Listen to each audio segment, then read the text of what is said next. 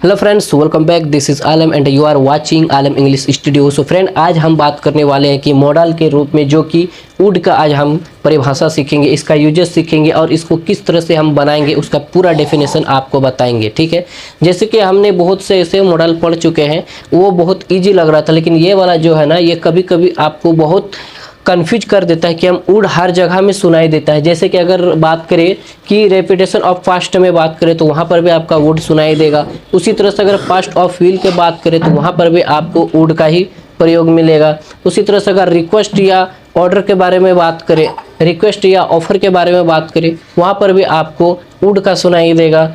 उसी तरह से अगर आप पॉसिबिलिटी की बात करें तो आपको भी वहाँ पर भी आपको वुड का यूज मिलेगा। लेकिन आपको कंफ्यूज होने की कोई ज़रूरत नहीं है, क्योंकि मैं अगर आपको पूरी डिटेल्स में बता देता हूँ कि किस कंडीशन में हम इसको यूज करेंगे। क्योंकि वुड तो है, लेकिन इसका कंडीशन क्या है और क्यों ये बार बार आता है, उसके बारे में आपको पूरा डेफिनेशन में बताऊँगा। तो वीडियो को अंत तक जरूर देखना और इसका पूरा फॉर्मेलिटीज समझ के जाना। Got it? When I was in college, I would take much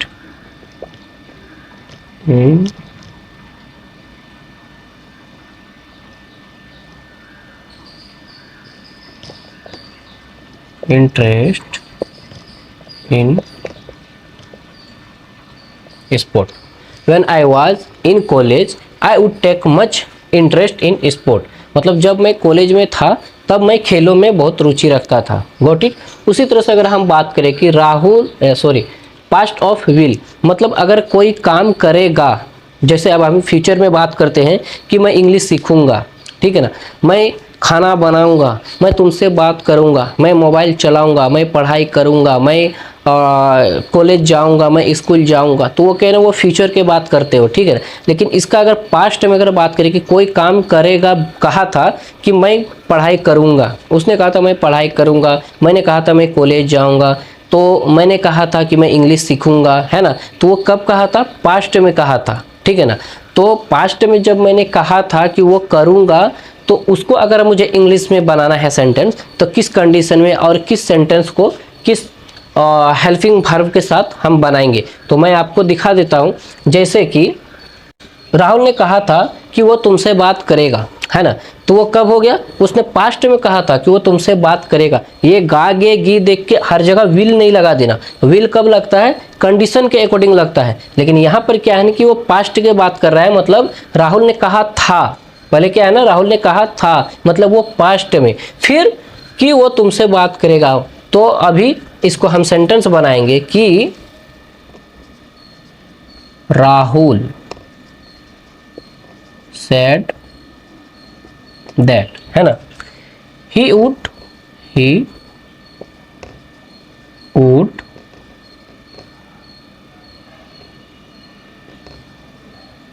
talk to you. मैं यहाँ पर विल कहीं यूज नहीं किया, है ना। क्यों नहीं किया? क्योंकि यहाँ पर फ्यूचर की बात नहीं कर रहा है, ये पास्ट के फ्यूचर की बात कर रहा है, इसलिए मैंने विल के जगह पे वुड लगाया, ठीक है ना। उसी तरह से अगर हम बात करेंगे रिक्वेस्ट या ऑफर, किसी का अगर आप रिक्वेस्ट कर रहे हो, है ना, तो वहाँ पर भी आप वुड का यूज कर सकते हो। उसी तरह से अगर आप किसी को कुछ देने की ऑफर कर रहे हो, वहाँ पर भी आप वुड का यूज कर सकते हो। तो मैंने जैसे एक सेंटेंस बनाया कि क्या आप चाय लेंगे, मैंने क्या बनाया कि ऑफर के एक सेंटेंस बनाया कि क्या आप चाय लेंगे, है ना। तो वहाँ पर हम कैसे करेंगे?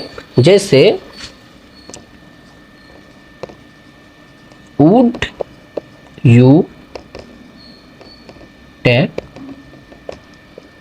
टी, क्या आप चाय लेंगे, यानी वुड यू टेक टी। अब हम बात करेंगे पॉसिबिलिटी के बारे में कि पॉसिबिलिटी में हम इसको कैसे यूज करते हैं। जैसे कि कोई काम करने के लिए पॉसिबिलिटी हो, वहाँ पर जैसे मैं तुमसे बात करूँगा, मैं तुम्हारे घर आऊँगा, मैं पढ़ाई करूँगा, है ना। उसी तरह से मैं काम कर पाऊँगा, मैं ये वज़न को उठा सकूँगा, तो एक क्या है ना, पॉसिबिलिटी के बारे में बात कर रहे हैं। तो वहाँ पर भी हम वुड का यूज कर सकते हैं, यूज करेंगे। जैसे कि शायद मैं तुम्हारे शादी में आऊँगा, है ना, वो एक पॉसिबिलिटी बता रहा है कि मैं आऊँगा, तो वहाँ पर मैं कैसे बनाऊँ, जैसे कि शायद अगर आप नहीं भी लगाओगे ना तो भी कोई प्रॉब्लम। जैसे अगर मैं इसको ये बनाऊंगा कि मैं तुम्हारे शादी में आऊँगा, वो एक पॉसिबिलिटी बता रहा है, तो वहाँ पर हम सेंटेंस ऐसे बनाएंगे कि I would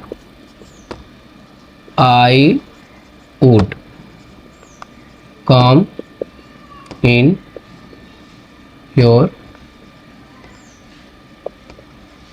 marriage, I would come in your marriage, है ना, कि अगर पॉसिबिलिटी के बारे में बात करना तो पर भी आप यहाँ पर यूज कर सकते हो। अब मैं आपको एक बहुत ही अहम बात बताऊंगा, जो कि कहीं पर आप देखना वुड लाइक टू, ये वुड और वुड लाइक टू में थोड़ा डिफरेंस है, ठीक है ना।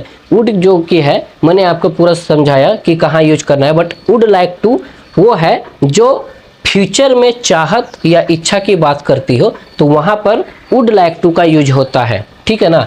इसका सेंटेंस कैसे बनेगा, जैसे क्या आप अंग्रेजी सीखना चाहोगे, वो क्या है ना फ्यूचर के बारे में बात कर रहा है कि क्या आप चाहोगे, है ना, तो वहाँ पर हम सेंटेंस ये बनाएंगे कि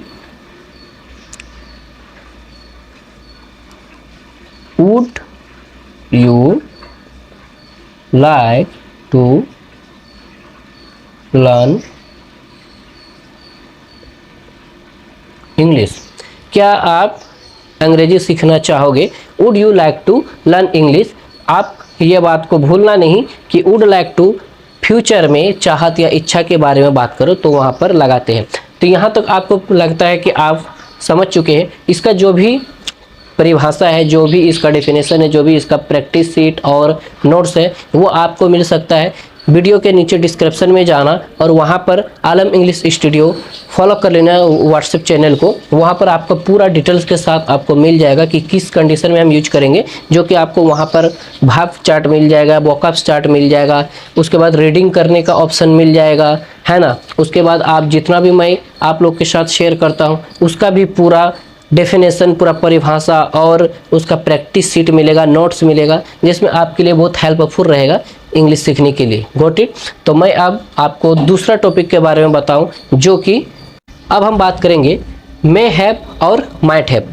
एक्चुअली उसका इतना कुछ खास ज़रूरत नहीं पड़ती है, बट फिर भी एक फॉर्मेलिटीज़ के लिए मैं आप लोग को समझा देना चाहता हूँ, बता देना चाहता हूँ कि इसका उपयोग हम कहाँ करते हैं। जैसे कि मे हैव का बात अगर करता हो तो शायद कर सकता है, ठीक है ना, उसमें पॉसिबिलिटी बता रहा है कि शायद वो कर सकता है। लेकिन अगर माइट हैव के बारे में अगर बात करें तो वहाँ पर मतलब बहुत कम, यानी 10% का चांस है कि वो शायद ही कर सकता है। मतलब शायद ही बोले तो कोई गारंटी नहीं है, 10% है कि उसने क्या होगा, है ना, या कर सकता है। जैसे हम बताएंगे इसको डेफिनेशन की, जब हमें बताना हो कि कोई काम या क्रिया हो चुकी होगी परंतु संभावना बहुत कम है, तो वहाँ हम मे हैव या माइट हैव का प्रयोग करते हैं, है ना।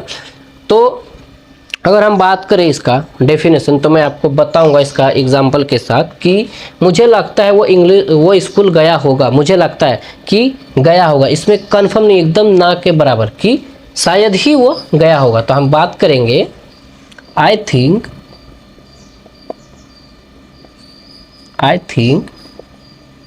ही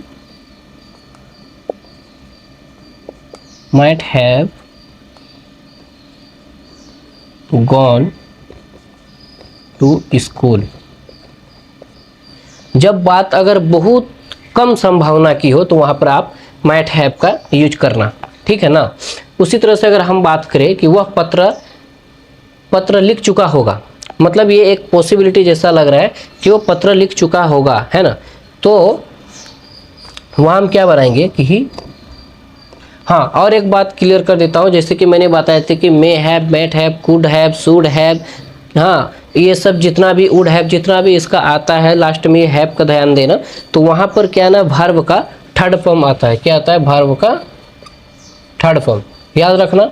तो यहाँ पर हम जैसे कि अभी लिखा मैंने कि गॉन, ये क्या है ना कि गो, वेंट, गॉन, गोइंग, है ना। तो उसी तरह से मुझे लगता है कि वो स्कूल गया होगा, I think he might have gone to school, यहाँ पर मैंने गॉन का यानी थर्ड फॉर्म का यूज किया। उसी तरह से मैं अभी आपको बताऊंगा वो पत्र लिख चुका होगा, वहाँ पर क्या है ना एक पॉसिबिलिटी लग रहा है कि वो लिख चुका होगा, है ना।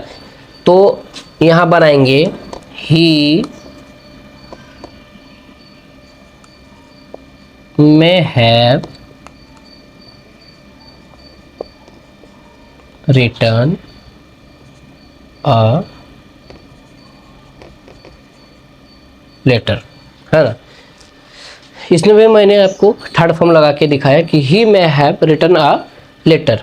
अब हो सकता है कि मैं बताऊंगा, जैसे हो सकता है उसने ये घर बनाया होगा, कन्फर्म तो भाई बिल्कुल नहीं है, लेकिन इसको हम दो तरीक़ा से भी बना सकते हैं, क्योंकि हो सकता है कि बात है। तो यहाँ पर आप मे हैव का भी यूज करके देखना, माइट हैव का भी, अगर आपको पॉसिबिलिटी जितना हो सके आपके माइंड में उस हिसाब से। जैसे कि मैं अगर बात करूं कि मुझे पॉसिबिलिटी बहुत कम लग रहा है कि इसने बनाया होगा कि नहीं, कोई गारंटी नहीं है, तो मैं क्या बनाऊं, जैसे ही might have built this house, he might have built this house, है ना। तो अब मैं आपको बताऊंगा कि इसको उतना ज़रूरत नहीं है, बट फिर भी मैंने आपको समझाया। अगर इसका भी अगर पूरा डेफिनेशन, पूरा नोट्स, पूरा प्रैक्टिस सीट अगर चाहिए तो आप डिस्क्रिप्शन में जाना, वहाँ पर देखना कि मेरा व्हाट्सएप चैनल आलम इंग्लिश स्टूडियो दिया हुआ है, आप वहाँ पर फॉलो कर लेना चैनल को, क्योंकि इसका पूरा जितना भी मैं बता रहा हूँ, इसका पूरा नोट्स, पूरा प्रैक्टिस सीट, है ना, पूरा वर्ब्स, पूरा वोकैब्स, रीडिंग स्पेशलिस्ट आप किस तरह से बन सकते हो, रीडिंग करने का पूरा फॉर्मेलिटीज़ रहता है ना। तो आपको जितना भी पॉसिबल हो सके आप अपने से प्रैक्टिस करें और ज़्यादा से ज़्यादा रिवीजन करें, क्योंकि कोई भी टीचर, कोई भी अगर आपको डायरेक्शन बता रहा है तो आपको उसको फॉलो करना बहुत ज़रूरी है ना। पहले के ज़माने में क्या था ना कि 1 साल 2 साल 3 साल लगता था इंग्लिश सीखने के लिए, बट अभी वैसा कुछ नहीं। अभी आपके ऊपर डिपेंड करता है कि आप कितना जल्दी एक्टिव करते हो अपने माइंड को और कितना जल्दी आप इंग्लिश सीखना चाहते हो। कोई भी चीज़ सीखने के लिए आप अपने को कितना एक्टिव रखते हो तो वो मायने रखता है ना। तो मैंने आपको इतना बताया, और आज ये पूरा मॉडल्स जितना मैंने बताया आज ख़त्म था, आज लास्ट था मॉडल्स का, क्योंकि आई होप जितना भी मैंने बताया वो पूरा ज़रूरी था समझने के लिए, जानने के लिए, जो कि मैंने आपको पूरा बता दिया है। आप अगर न्यू हो चैनल में तो आप मेरा प्रीवियस वीडियो देख लेना, वहाँ पर आपको पूरा मिल जाएगा।